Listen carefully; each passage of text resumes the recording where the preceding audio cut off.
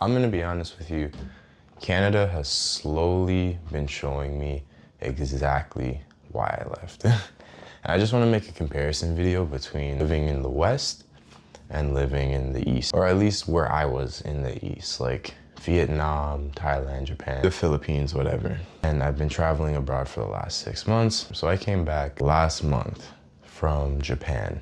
When I landed, I was shown exactly why I left. It's not anything overly dramatic. In Ontario specifically, hold on, you're really far away. Let's get intimate.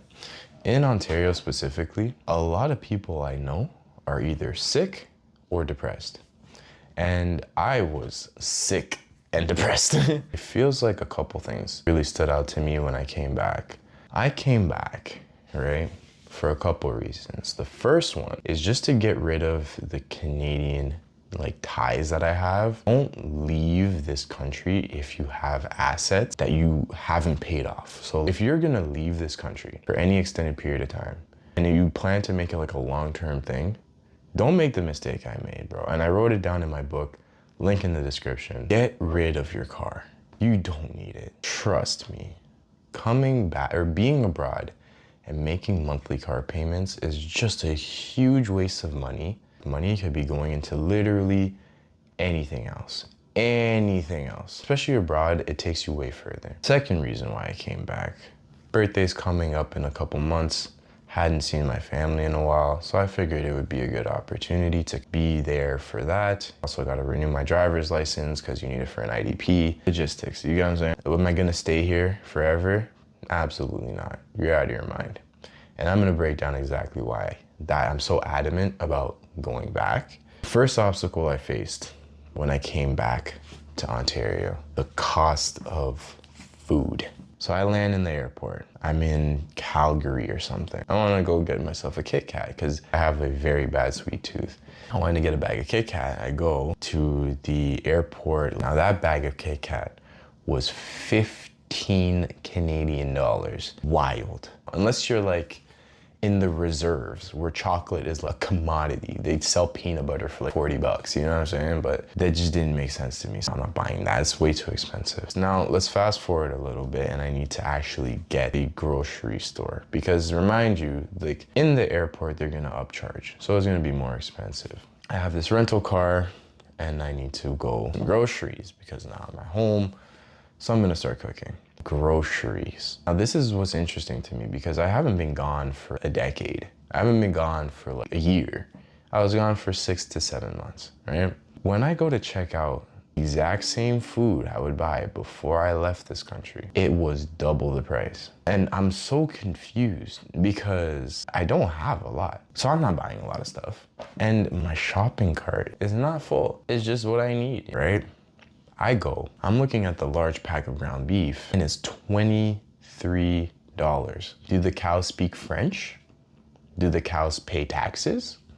I don't understand because if I go to Vietnam right now, I'm guaranteeing you I'm not paying 23 Canadian dollars for a pack of ground beef. I'm guaranteeing you I would pay less than 10. I feel like that's stretching it. You think now that I say this out loud that like someone's doing this on purpose. There are strings being pulled and we're just not saying anything about it. I don't understand personally. If someone can explain to me the economics behind it, maybe it's just more expensive cows. Maybe it's just logistics. Maybe it's just politics. I don't know. But it's so out of hand and it doesn't even make any sense. Gas in the rental. Go to the gas station. I'm pulling the trigger for the gas to, go out of the thing. That number is jumping. I didn't put a full tank because it's a rental, bro. I'm not full tanking a rental, bro. It was not what it used to be. This one is, you can explain, right? Because politics are crazy right now. But I'm still comparing it to my motorbike in Viet or even in Thailand.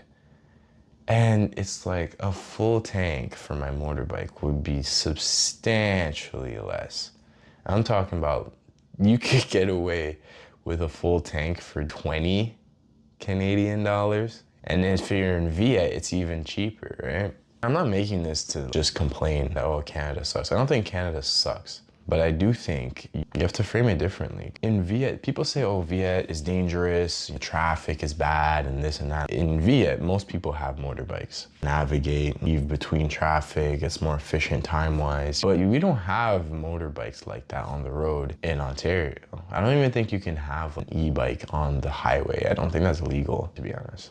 But you can't have it on the road like that. You're also not allowed to weave lanes in Ontario. Over there, like, it's not dangerous because everybody's doing the same thing. Here, like, your car is not getting past traffic. There's so much traffic. You want to get from one city to the next. You want to go from Brampton to Toronto. You want to go from Milton to Brampton. You want to go to, I don't know, anywhere to anywhere, really. Be prepared for the traffic on the highway. And honestly, even off the highway, it's not even reasonable anymore. It's a different reality, bro. Realize that you're just gonna have a different set of problems depending on where you are. But I will say this too, the grass isn't greener on the other side, the grass is greener where you water it. And a good example of that was Japan. I didn't do that long in Japan, and I learned very quickly that Japan is not what you think it is. If you ask a number of Japanese people how they feel living in Japan compared to vacationing in Japan, they'll tell you that you'll have a better time on vacation than living, because it's like a file cabinet, right? Pull the files out, you can go through, oh, Takashi, he's here. Haruka, he's here.